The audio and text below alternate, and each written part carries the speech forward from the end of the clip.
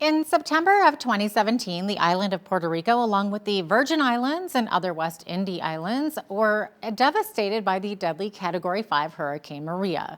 It had devastating results on the island as many people lost their homes due to the storm. In 2018, I had the opportunity to go to Puerto Rico to volunteer with a post-hurricane relief project through an organization called All Hands and Hearts Smart Response. The opportunity was life-changing for me, as it has been for many other volunteers and staff members who get to do the dirty work on the ground and who also get to meet the people firsthand whose lives have been affected by these natural disasters. Jessica Van Schalkwyk is the communication specialist with this volunteer-powered disaster relief organization. She joined the organization 3 years ago and since then has traveled all around the world to disaster-affected areas where All Hands and Hearts is assisting with disaster relief. She joins me now over Skype from South Africa. Hello, Jess. How are you? I'm great. Hi, Jen. Thank you so much for having me on the show. Well, thank you so much for joining us today. First of all, let's talk about the organization, All Hands and Hearts, and what makes it so special, because I know it has a very unique backstory on how it came to be. So what is it all about and how did it start? It does. So, All Hands and Hearts is a volunteer-powered disaster relief nonprofit, and we aim to effectively and efficiently address the immediate and long-term needs of communities impacted by natural disasters. We communicate directly with local leaders and community members, and then deploy our unique model of engaging volunteers to enable direct impact, helping to build safer and more resilient schools, homes, and community infrastructure. The organization started about 15 years ago, and that was after the Great Indian Ocean tsunami. Both of our co-founders were moved by this event, and in fact, one of our co-founders, Petra Nemkova, was lucky enough to survive the tsunami herself. So she was swept away in the tsunami and sadly lost her partner. But she survived the event and went back after to see what is the need in the communities. And when she got there, she saw that children were waiting years for schools to be rebuilt. And so she started her organization, Happy Hearts Fund. And at the same time, our other co-founder, David Campbell, he started All Hands Volunteers. So he had gone into he went into Thailand to see how he could help. And while he was there, he coordinated people who had the same passion to help people in this event, and started All Hands Volunteers. And about 2 years ago, we merged the organizations to become All Hands and Hearts. And so we've been working together and helping to rebuild disaster resilient communities around the world. That's amazing. I know Petra's story really impacted me because I believe she had to cling to a tree or something to survive that tsunami.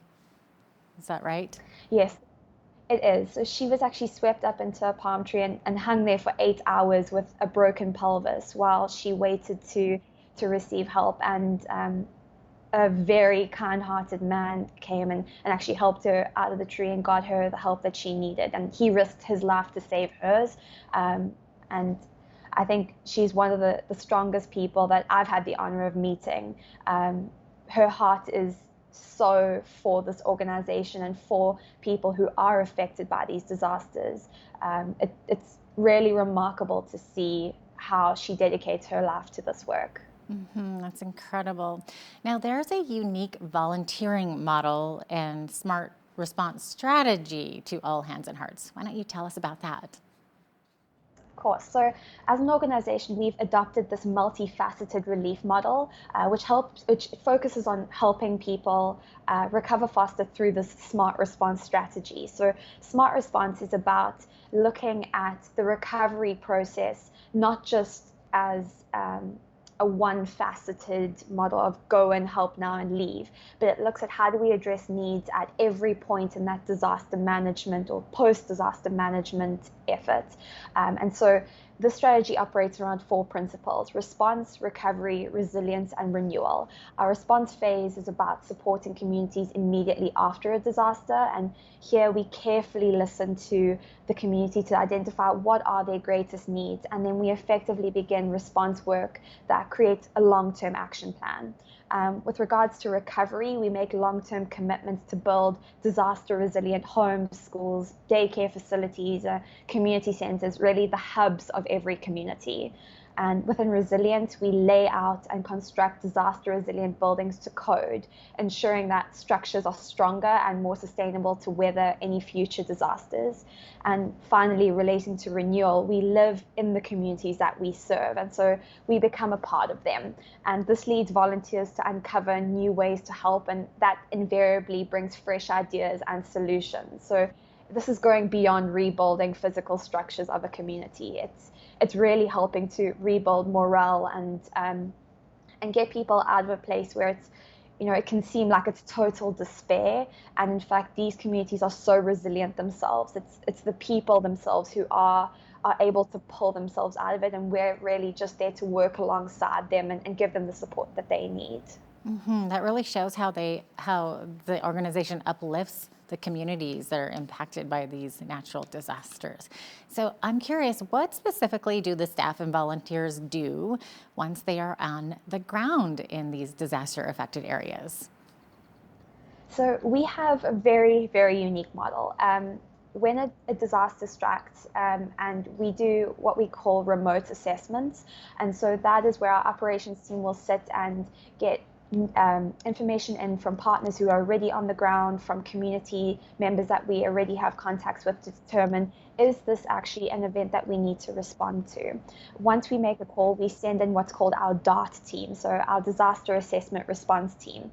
And their role is to go in and work with local partners and community members to identify if there is a need on the ground. Once that team has made a call, and if we establish that this is a community that really needs our help, we will go in and set up a program, and our focus is on rebuilding homes and schools and infrastructure in a disaster resilient way. So we have trained and skilled staff who operate the programs, and they do assessments to identify which homes, which schools, which community centers need help, and what is the degree of assistance that they need. And then it's our volunteers who are actually our workforce, and they come in and they help us with the physical rebuild of the structures. So that could be minor repairs, which is things like replacing windows or doing repairs on roofs that have been damaged by natural wind disasters. It could be painting murals in schools. We look for what the need is, and we try and fill that. The really great thing about our model is that you don't need to be skilled to join us as a volunteer. And I really love that, because I came in, I studied disaster management, but had very little experience in the field. And I was able to go in with our teams and have them train me in different areas and say, today we're going to be building a wall, and they help train you from the ground up. So you could be building a home, or you could be painting a school. It really does vary. But at the end of the day, our work is all focused on making sure that whatever we are working on, that we leave it in a more disaster resilient place. Excellent. What are some of the current projects going on right now with All Hands and Hearts? What countries are you in? So at the moment, we have 10 programs running. And they include programs in Australia, the Bahamas, Mexico, Mozambique, Nepal, Peru, the Philippines, Puerto Rico, Texas, and Florida. And each of those programs range in the activities that we're doing, and also the type of disaster that we're responding to there. Okay. I have obviously a real heart for Puerto Rico, not just because I was born there, but I volunteered, of course, in 2018 during the post-Hurricane Maria cleanup. And since then, I realized that they've had some recent really bad earthquakes right around Christmas time and into January. So what's the situation looking like right now on the ground in Puerto Rico, and how much work still needs to be done there? I think Puerto Rico is, for starters, an incredible place. I was lucky enough to go and spend some time on the ground after the hurricanes and see how resilient these people are, and that they haven't let events like this break their spirit. And it's been really hard to watch as they've faced more disasters on top of what were two of the most devastating hurricanes. And the situation on the ground is it's still a challenge. Day to day, it's a challenge. Our assessment team went in and we conducted thorough assessments of the earthquakes across the island, to determine, what is the greatest need. And given the number of NGOs that are currently assisting, we decided that we wouldn't open up a new program on the island, but we would rather partner with organizations that are already there. And so we've been assisting World Central Kitchen in distributing meals. So we've been doing about 10,000 meals a day. And it's work that we don't normally put under our scope of work, but that's where the need is. And we've also been working with Brigada de Todos, which is a local grassroots organization in constructing sleeping cots for members of communities who are currently living in community camps. So, it's a situation where it's not back to normal, but these people are still so strong. And that is something that I think has challenged me, and it challenges our staff every single day, is that these people have faced such adversity, and yet they still have a smile on their face, and they are still so proud to be Puerto Rican and to live in this place. And I think if I had to sum up what the situation is on the ground, I would say it's inspiring. They need our help, and they continue to need the help of people around the world, but they are a very resilient people, and I find that remarkable. I found that too when I was there. Now, Jess, you personally have worked for All Hands on Heart since 2017, and you've been deployed to Peru, Madagascar, the Virgin Islands, Puerto Rico, as many of the U.S. states affected by the hurricanes, like Texas and Louisiana, of course. Can you tell me how this has maybe impacted you, or if you have any specific stories that you wish to share? Absolutely.